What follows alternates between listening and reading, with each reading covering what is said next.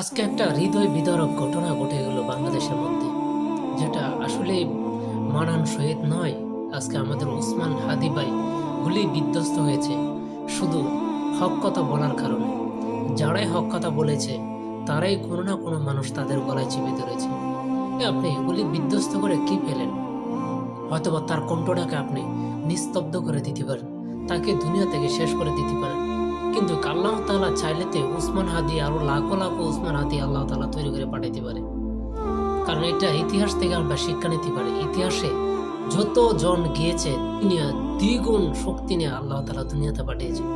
অর্থাৎ এই দুনিয়াতে উসমান হাদি না থাকতে পারে, কিন্তু কি উসমান হাদির চেয়েও শক্তিশালী যোগ্য নেতা অবশ্যই আল্লাহ তাআলা দুনিয়াতে পাঠাতে পারে। কিন্তু প্রশ্নটা হচ্ছে এই জায়গা, আপনি তাকে খুন করে ফেললেন, আপনি তাকে গুলি বিধ্বস্ত করলেন, কিন্তু আপনি সামান্য কয়টা টাকার বিনিময়ে আপনি তার জীবনটা কেড়ে নিলেন। আপনার লাইফটা কি এইভাবেই চলবে? আপনি যতদিন বাইচা থাকবেন আপনি আতঙ্কের উপরে থাকবেন, ভয়ে ভয়ে থাকবেন। এটা কি আপনার জীবন হইল ভাইয়া?